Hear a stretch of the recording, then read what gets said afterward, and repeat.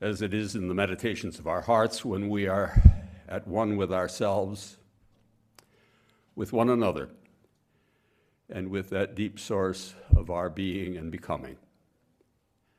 So may it be also in our daily words and deeds. Amen.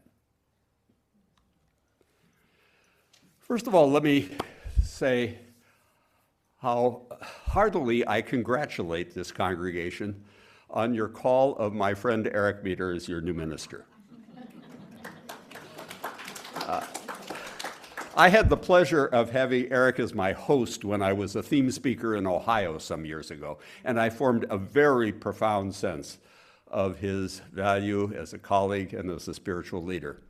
But I'm here to remind you that your spiritual lives are still your responsibility.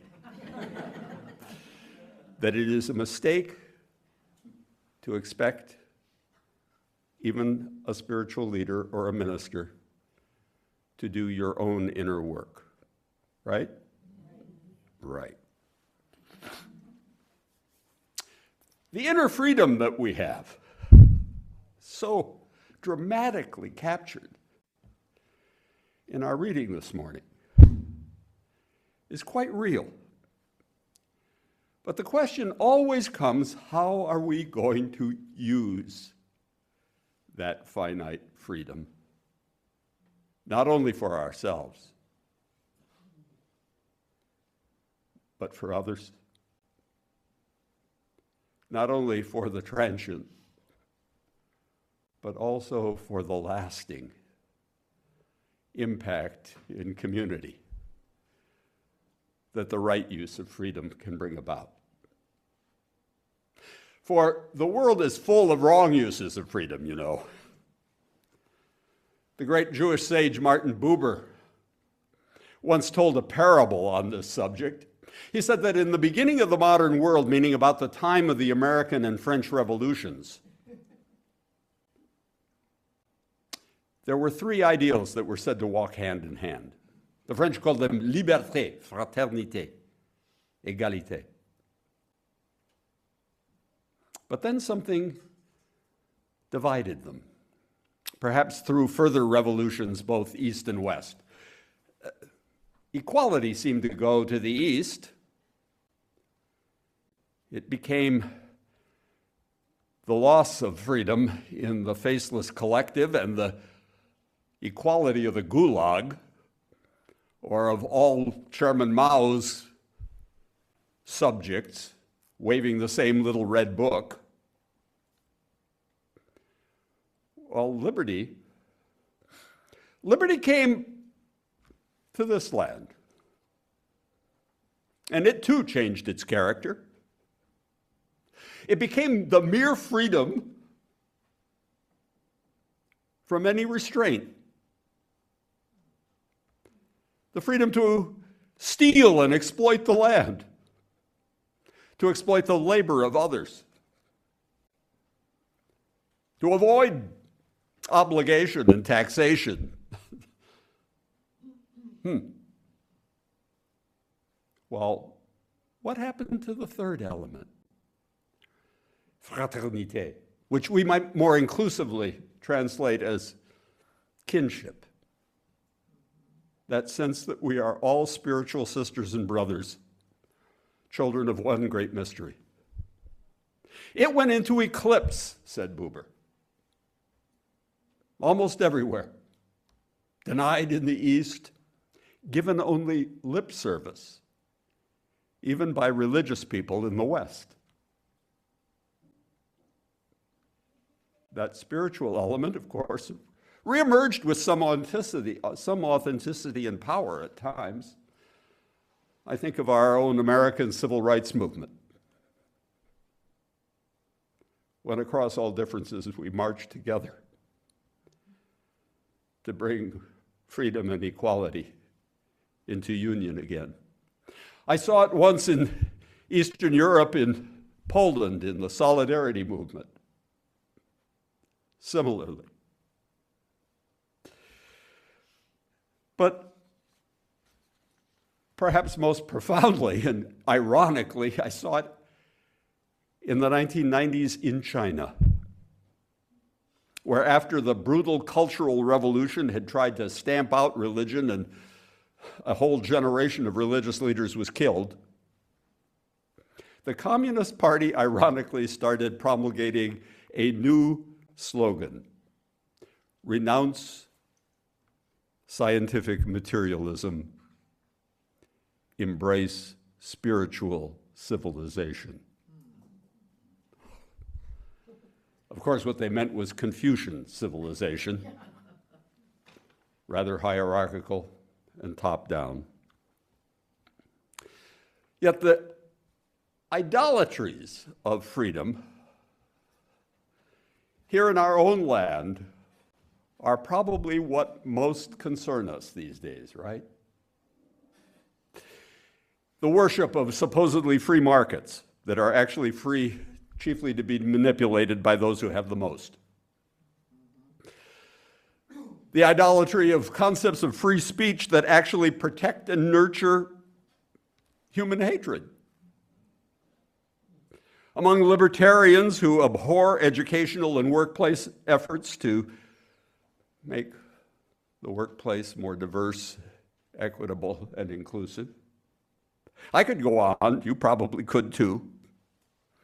I'm reminded of one anti-Nazi German theologian who, on coming to America, was asked what he thought of that Statue of Liberty that he could see from his ship in New York Harbor.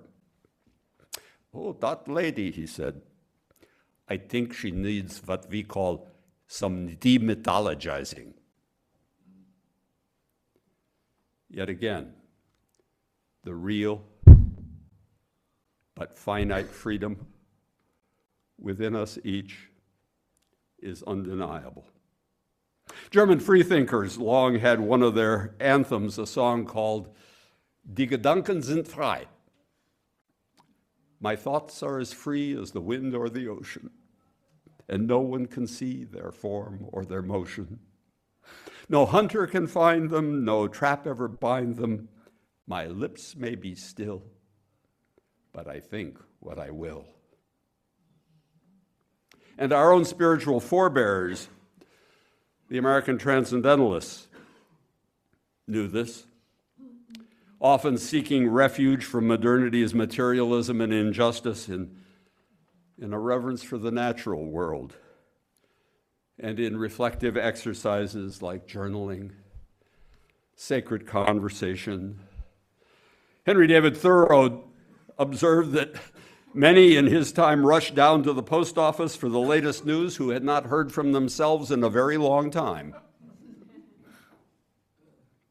And these days I'm often reminded of the remark he made at the outset of the war against Mexico. "Blessed are the children, for they have not read the president's message." But in our postmodern culture, the more challenging reality is the sheer number of messages that bombard us 24/7. Thanks to digital technology and a news cycle that never ends, we're constantly receiving messages and demands for our attention. In a book called The Siren's Call, How Attention Became the World's Most Endangered Resource, TV journalist Chris Hayes says, if attention is the substance of our lives, then the question of what we pay attention to is the question of what our lives will be, unquote. Are we mere clickbait, whether from advertisers or self-promoters or politicians? More likely we are what poet T.S. Eliot said of our age, distracted from distraction by distraction. And the nation's narcissist in chief seems to have proven he has a superpower of grabbing our attention at every moment, saying or doing so many outrageous things to divert the conversation from anything that might call him to account. And yet, When I challenge you to be responsible for your own inner freedom, your own spiritual lives, I'm also saying that it is a challenge to discipline our attention.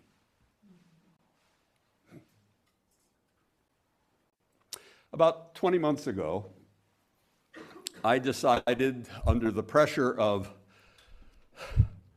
the deteriorating political and social environment of the country, and the fact that I was becoming a caregiver for a beloved wife suffering from increasing limitations, both physical and cognitive, I knew I simply had to take responsibility for my own inner life. And so I did the wise thing of seeking out a spiritual director whom I could respect. I'd long had a practice of meditation and journaling, but he taught me to go a bit deeper. Formed at the Shalem Institute of Spiritual Formation in Washington, D.C., which produces some of the best spiritual teachers I know, I began to sit every morning for at least 20 minutes in complete silence.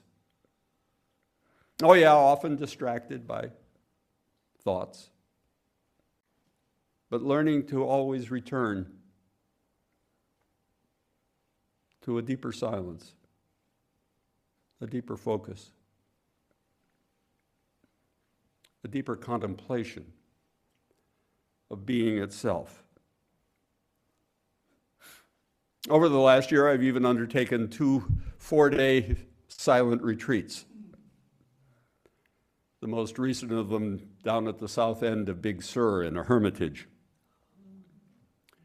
where each morning I would look out over the bank of fog as though it were the cloud of unknowing, and then gradually watch the sun's warmth burn it away until not the stream of my own consciousness, but the ocean, the Pacific, sat there before me like that ocean into which all our streams will one day pour. You see, real meditation, unlike what I was doing, that is reflecting on my life, real meditation puts the self aside as almost trivial. The ego is the problem. Ultimately, its goal is contemplation of what, at the end of our reading, I called the unmerited beauty of being itself. On that retreat, I was pondering a book called My Bright Abyss by poet Christian Wyman. He was diagnosed a decade ago with painful bone cancer. And that led him to long resist allowing himself to fall in love. He thought, who would want someone who may very easily die? And then when a remission gave him the courage to finally open himself up a bit, and he married, he hesitated to bring any children into the world, afraid that his offspring would find their childhoods marred by grieving a parent. But when he and his wife were nonetheless blessed with twin daughters, he was astonished at them as he watched them as toddlers touching and playing and kissing each other. And he dares to write, you know, the default setting for the human spirit seems to be joy, or should be. So taught both the Dalai Lama and the late Archbishop Desmond Tutu. Put another way, despite the ubiquitous reality of suffering, much of it also unmerited, there is a brightness available even in the depths of the abyss. All the great contemplatives and mystics have always known and cultivated this. I admit that some of what passes for spirituality today is trying to skate on the surface. All it offers is positive thinking. Trump was raised on that, you know, and self-affirmation. As one of our own theologians in the last century said, there's never anything quite so saleable as egoism wrapped in idealism.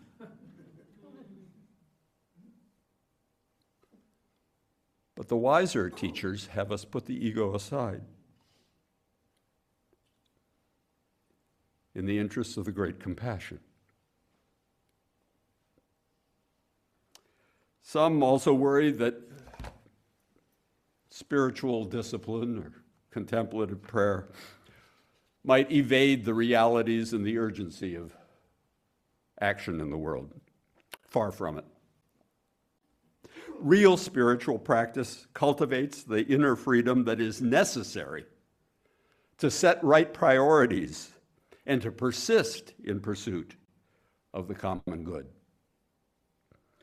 As that great contemplative and advocate for peace and justice, Thomas Merton, once wrote, true spiritual freedom is the inability to choose evil. Sound spirituality may include acceptance of those things that can't be changed, like the past, like the adverse outcome of an election, or our own past failings, but it also seeks the courage to change what can be changed, starting within. Starting with any lingering sense of helplessness that denies the reality of our finite but real freedom. It seeks the wisdom to know the difference between what can be changed and what cannot. And spiritual practice can help us discern best how and when we put our finite freedom to work for the common good. For the fruits of the Spirit, as the scriptures put it, are indeed love, joy, peace, patience, kindness, goodness, faithfulness, gentleness, and self-control. So wrote Paul to the Galatians. Love may be also a word that's overused, but I deny that compassion and empathy are ever going to be the downfall of Western civilization. But we can make two key mistakes about our loving.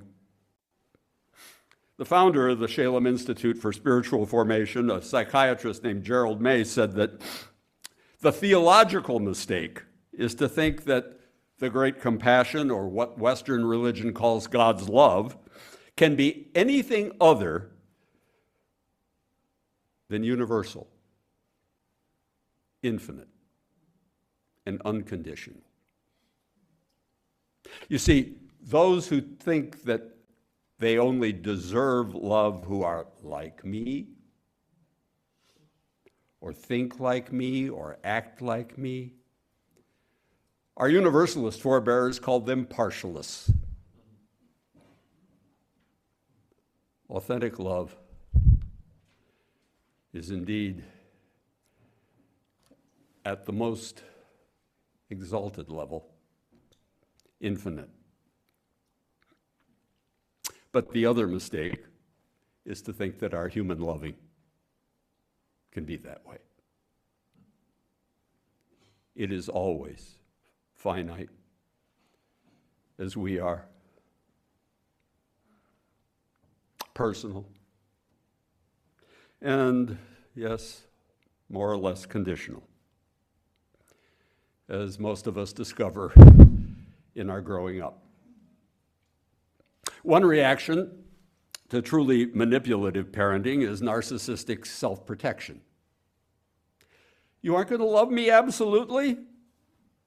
Well then, I guess I'll have to love myself the more and believe that everyone should. And if some don't, well then the heck with them. Those who display such traits, ironically, can become popular because our culture has become narcissistic itself. And it just shows how not giving a damn what other people think can seem quite attractive to almost a third of the voters. A second personality type tries to fill the perceived lack of love out there in the world by gushiness and sentimentality, and trying to fill the void with our own emoting and hypersensitivity. The ego affirmations of therapeutic culture, it seems to me, as well as much of ego-centered New Age spirituality, both manifest and try to minister to those who react this way. But it is a setup. The third pattern is probably more familiar to, well, at least to me and others who pride themselves on a certain amount of achievement in life. Finding or feeling that love is finite, we can react by working so hard and trying to be so good that we think we have to earn love, forgetting to trust the abundant love that was already there and is already there, holding us, as Rebecca Parker's little prayer makes clear. It's the love that Dante evokes at the end of his great epic in the Paradiso, the love that moves the sun and other planets. In a new statement of our ultimate values, we Unitarian Universalists dare to claim that we place love at the center. And that, it seems to me, is sound, as long as we recognize that we ourselves are not at the center.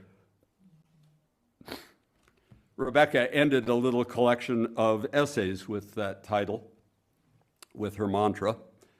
That's how it began, you know, what you so wisely sing as a prayer. A mantra that she came to when she was most depressed and disappointed in the world. There is a love holding me. Starting a spiritual practice, well, it need not be terribly complicated, but I'm here to challenge each of you to do it. Don't ask your minister to do it for you. Take the time to discipline your attention. It has 3 layers, you know. First, self-reflection. Then the meditation that moves the self almost out of the picture. And finally, a deep and enduring contemplation that even in the depths of the abyss, there's a brightness. Even in the saddest moment, there is the unmerited beauty of being itself. We come here as seekers. May we also become finders of that spiritual wholeness that will not let us go. So may it be today, all the days of our lives, and in the shared ministry with which you and Reverend Eric Meter will prosper in the years ahead. So may it be.